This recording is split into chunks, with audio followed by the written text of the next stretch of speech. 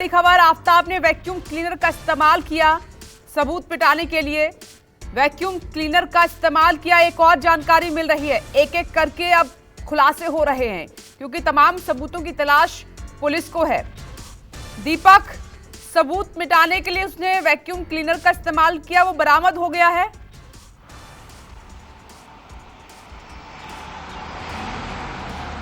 जी, police ने vacuum cleaner बरामद किया हुआ है। कल पुलिस यहां पर पहुंची हुई थी। शाम को तकरीबन 10 से 12 लोगों की टीम थी। पुलिस ने घर में एक बार फिर से सर्च ऑपरेशन चलाया हुआ था। उस दौरान पुलिस को वैक्यूम क्लीनर बरामद हुआ। वैक्यूम क्लीनर को लेकर पुलिस जा चुकी है, लेकिन वैक्यूम क्लीनर का जो बॉक्स था वो आज भी आफताब के घर के बिल्कुल बाहरी दरवाजे के हिस्से में वहां पर पड़ा हुआ दिखाई पड़ा है। हमने वहां से एक रिपोर्ट भी भेजी है, कुछ समय के बाद उसे दर्शकों तक हम पहुंचाएंगे। लेकिन वैक्यूम क्लीनर में जो क्यूआर कोड है उसके मुताबिक अगर बात की जाए तो 6 महीने पहले ये वैक्यूम क्लीनर खरीदा गया था। यानी कि साफ है कि हत्याकांड के बाद ये वैक्यूम क्लीनर खरीदा गया था। और इसके साथ साथ वैक्यूम क्लीनर का इस्तेमाल तब किया जाता है जब घर की साफ सफाई करनी हो, अमूमन जैसा कि रोजमर्रा की जिंदगी में लोग अपने घरों में करते हैं। लेकिन यहाँ पर वैक्यूम क्लीनर का इस्तेमाल, पुलिस को शक है कि इसने खून को मिटाने के लिए और वहां के सबूतों को मिटाने के लिए वैक्यूम क्लीनर का इस्तेमाल किया होगा। इसलिए वैक्यूम क्लीनर को भी पुलिस अपने साथ ले गई है, उसकी भी जांच कराई जाएगी।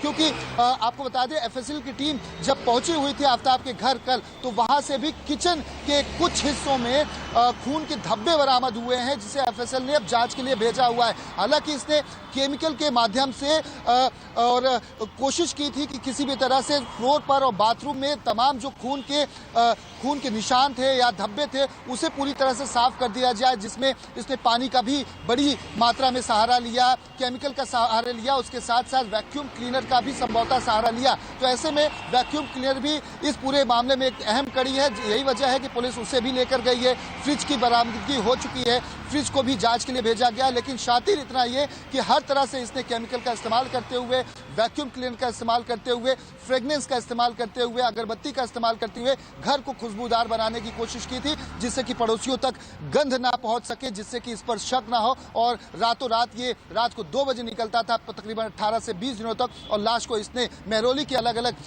जंगल के हिस्सों में ठिकाने लगा दिया, जिसमें से अब तक कुछ 8 से 10 पार्ट बरामद हुए हैं। लेकिन जो सिर का हिस्सा है श्रद्धा का, वो बरामद नहीं हुआ है। उसका बरामद होना बहुत ही महत्वपूर्ण है। और इसके साथ साथ धारदार जो आरी थी उसका बरामद होना, श्रद्धा का मोबाइल बरामद होना, और सबसे महत्वपूर्ण वो खून लथपथ जो कपड़े इसने गार्बेज की गाड़ी में फेंक दिए थे, उसका ना मिल पाना भी पुलिस ठीक है। दीपक, आपकी इसी पर एक रिपोर्ट है, वो दर्शकों को दिखा देते हैं। वैक्यूम क्लीनर जो मिला है,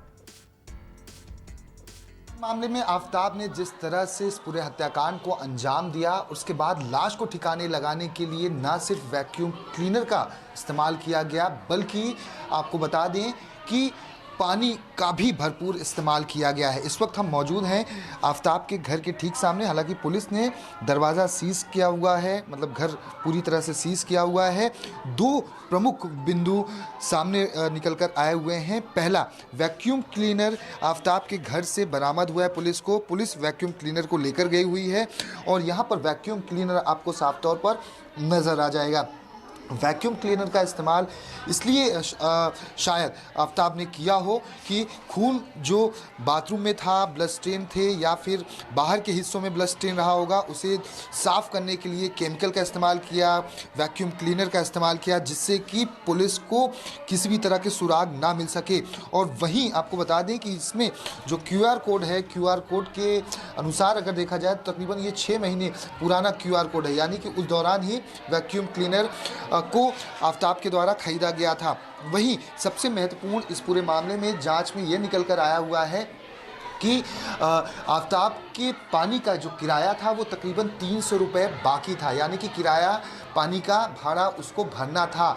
लेकिन सवाल ये है कि दिल्ली में 20,000 लीटर पानी फ्री के तहत सरकार की तरफ से तमाम दिल्ली वासियों को दिया जाता है। उसके ऊपर अगर पानी का इस्तेमाल आप करते हैं तो मीटर रीडिंग के हिसाब से आपको पैसे देने पड़ते हैं। और 300 रुपये का बिल आना, यानी कि 20,000 लीटर का पानी इस्तेमाल करने के बावजूद उसने तकरीबन 30 से 35 या 40,000 लीटर पानी का इस्तेमाल किया होगा। यही वजह है कि 300 रुपये का बिल आया इस आफताब के रेंट नुमा घर का।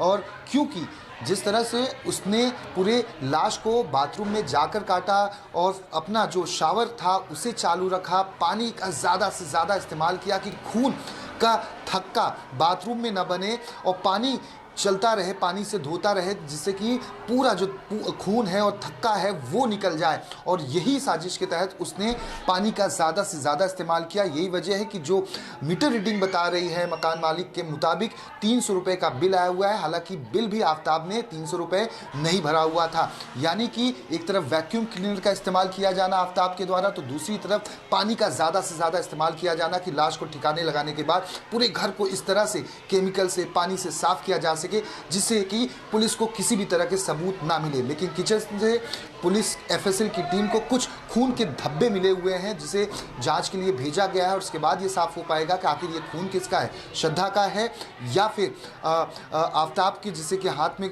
कुछ कट लगे हुए थे चाकू से उसका है। तो इसकी जांच के लिए एफएसएल को भेजा गया है। लेकिन 300 रुपये का पानी का इस्तेमाल किया जाना यानी कि 35 से 40 हज़ार लीटर का पानी का इस्तेमाल इस घर में किया गया आफ्ताब के द्वारा लाश को ठिकाने लगाने के बाद घर की साफ सफाई के लिए। कैमरामैन संजय राहुल के साथ दीपक दुबे, न्यूज़ 24 दिल्ली। नमस्कार, मैं हूं मानक गुप्ता। अगर आपको हमारा ये वीडियो पसंद आया हो तो इसे लाइक और शेयर जरूर करें और हाँ, हमें सब्सक्राइब और फॉलो करना ना भूलें ताकि आप देश और दुनिया की कोई खबर मिस ना करें। तो जुड़े रहिए हमारे साथ और देखते रहिए न्यूज़ 24।